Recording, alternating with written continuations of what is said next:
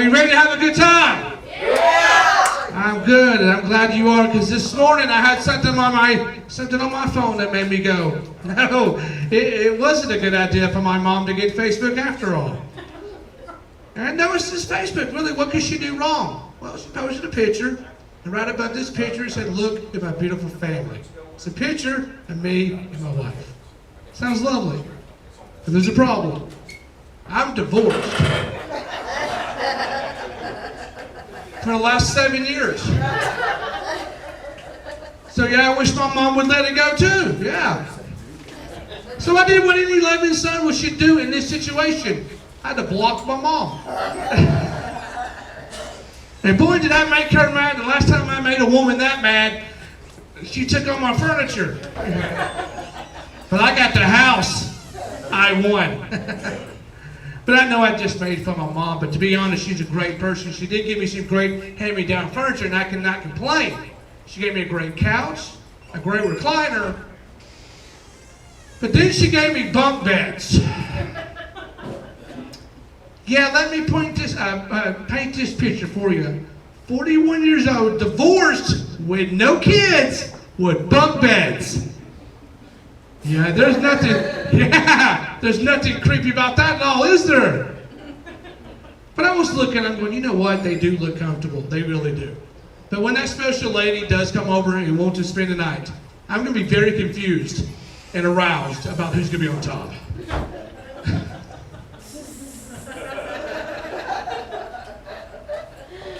So that's got me a little stressed out. Something else has got me stressed out. Ladies and gentlemen, if you got someone in your life about to end a long-term relationship, please warn them about how dating has changed. Because wow, has it changed. It went from poetry to love notes to dick pics. When did it come romantic to send a picture of Mr. Winky? Never. And I see you ladies looking at me right now going, I don't know why he's making fun of this. I guarantee he's probably sent a couple pictures. And I haven't, because I'm old-fashioned.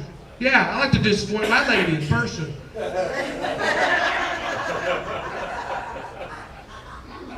There's nothing more beautiful than seeing a woman squint.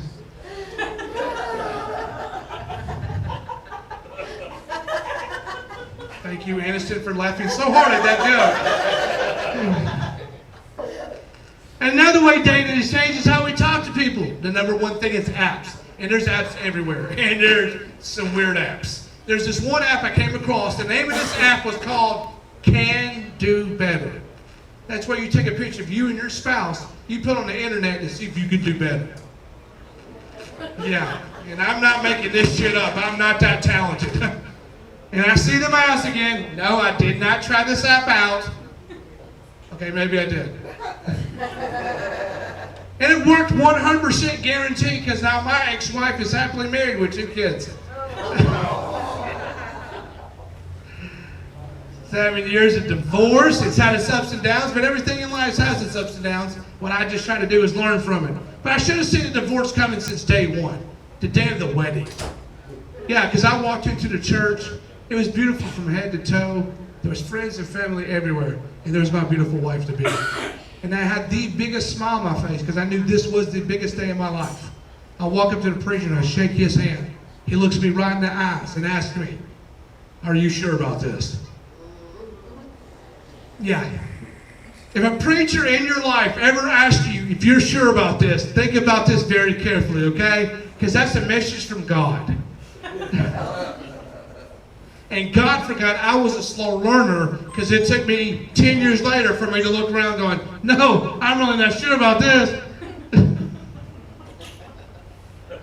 10 years of marriage, that means I was mostly married in my 20s. So I really never got to do the stuff I wanted to do in my 20s. So I thought it'd be a good idea to start doing it now. So I started hanging out in nightclubs. Yeah, it was a horrible idea. Yeah, because no woman sober or drunk wants to see my ass dance. Matter of fact, Aniston, if you ever do see me dancing, please call the fire department, because my ass is on fire. But where I'm from, in Chattanooga, there's one very popular bar that I find it very odd. It's very odd. It's so popular. The name of this bar is called a 90s Retro Club. when did this shit become retro? Because I don't know about you, ladies and gentlemen, when I'm thinking great and classic music, I'm thinking Led Zeppelin, the Beatles, Queen, great bands like that. Because there's nothing, and I mean nothing, retro and classic about NSYNC and Backstreet Boys.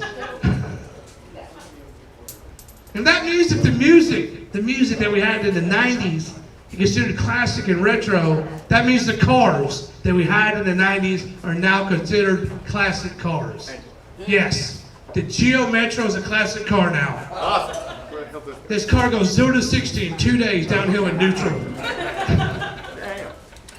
And this next vehicle could have been the greatest car ever, but it never had a chance because it had a horrible name for a vehicle. The name of this vehicle was called the Ford Probe. Yeah, that's a horrible name for a car. I just want to know what kind of day that guy was having when he named that vehicle.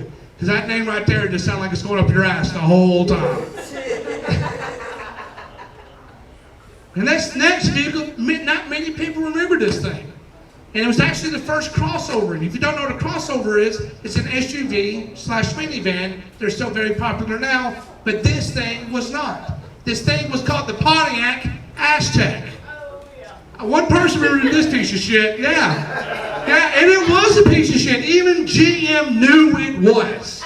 Because this damn thing came optioned with a pop-up tent.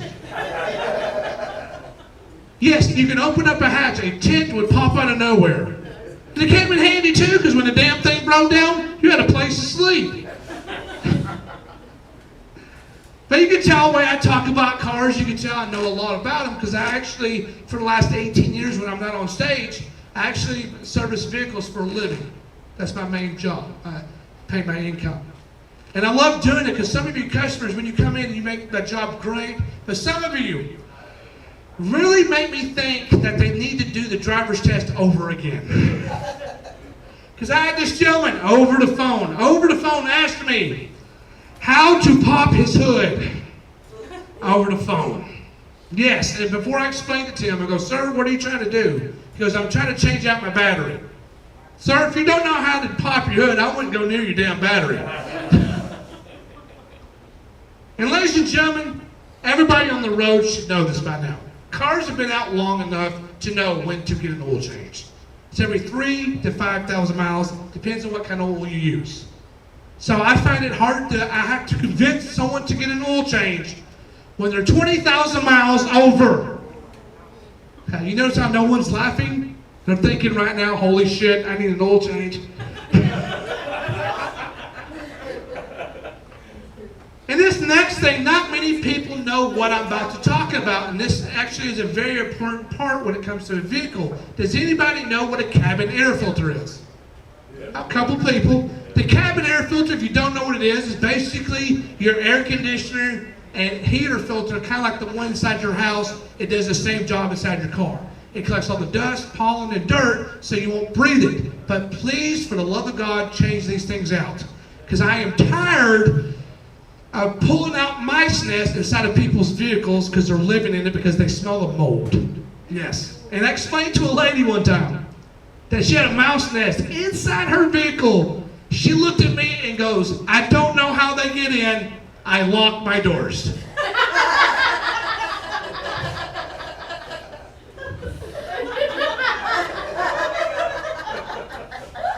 18 years of servicing vehicle. I had no idea what to say in this situation.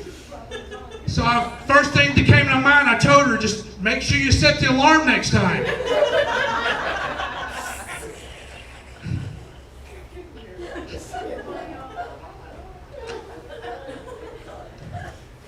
But man, I can talk about cars all day long. I can talk about everything. But I actually was not single for a while. For the past 5 years, I was in a wonderful relationship, and it was never a dull moment with her. And I just recently lost her on Memorial Day weekend. She did pass away. Yes, thank you. But I'm not gonna bring the downer and bring out the alcohol. We all cry, but no. But I'm gonna let you know that she was wonderful.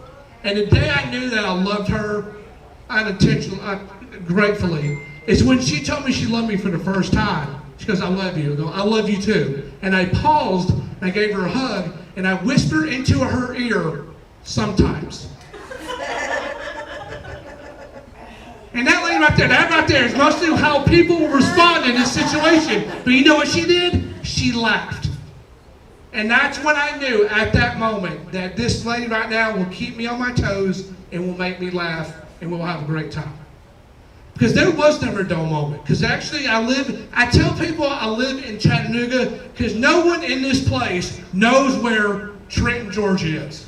I do. Okay, more people know where Trenton, Georgia is than people in Trenton, Georgia. But in Trenton, Georgia, every once in a while we get these little bitty things in our house that can be a little bit annoying, but they will not kill you. They call them field mice. I guarantee you get them here. But I told my girlfriend we had one little mouse in our house. To say she overreacted would be lowballing it. Because she just not set up one, not two, but 33 mouse traps. And she got a cat. Yes, and yet we have yet to catch a damn mouse. We've caught the cat twice. Like an extreme Tom and Jerry show in our fucking house. And I noticed with my girlfriend, it's never one cat. Eventually, you ladies want more cats. We end up having 4 cats, 2 outside and 2 inside. My girlfriend was a lonely cat lady in a fucking relationship. And the names. Okay, here's the names of the cats. We had this female cat outside. She loves being outside. Her name is Dementia. The reason why we call her that, because one moment you're petting her, she loves you. The next minute she forgets you and runs away. The next one, I don't know why she loved doing this. We have another cat, it's a male cat inside, a white, beautiful cat. He's very friendly. So she decided to call him Diablo. Yes, and the next one, gray cat, very affectionate, very outside cat. Named him Lucifer. Yes, so Lucifer, here's a cool story about Lucifer. Very affectionate cat, loved having attention. He was one of them cats that would headbutt you the whole time. He would nub at you. And my girlfriend, when she was working, she would work from home. And every once in a while, because the cat, he wanted to be inside so much, but there's an incident happened that I'll tell you about in a moment.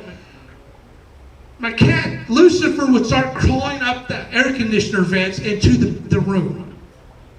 So you would hear my girlfriend in the background, Lucifer, stay down there. Lucifer. That is I'm creeping out. Someone's on the other phone going, is someone saying Lucifer, stay down? Like, it's my cat. My girlfriend's not a devil worshiper, I promise you. Mom, don't worry. Everything's okay. But speaking of Lucifer, he was a great cat. And the reason why we had to put him outside is, like I said, he's very affectionate, but he loved to get under your feet. And my girlfriend was putting some dishes away from the dishwasher. So she tripped and fell and got stabbed by a 14-inch steak knife into her side. Yes. So she was all right. She went through the ambulance. She didn't pull anything out. She was an EMT at one time, so she'd go, look, a knife. No, because she would bled to death.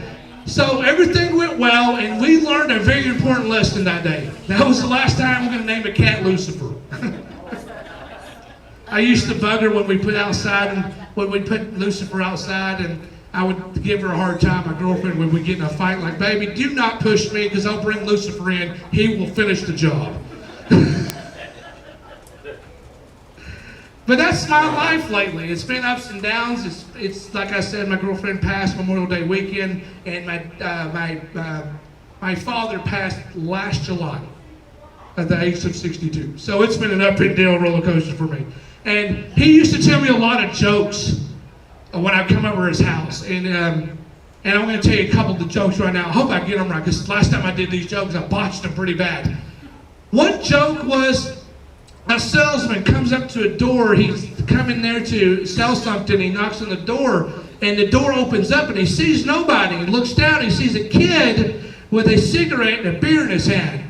And the salesman goes, are your parents home? song. And the kid looks at the salesman and goes, "What the fuck do you think?" And this next joke he told me was, there was this man that was really hard on his luck. He was really needed some money really, really bad. And he just needed that one break in his life to really help him out. So every day he would pray that he would able to win that lottery. He goes, "Lord, I just want to win the lottery. Just give me that chance to win some money, have to take care of my family, my friends, and have a better life." And he would do this prayer every single day.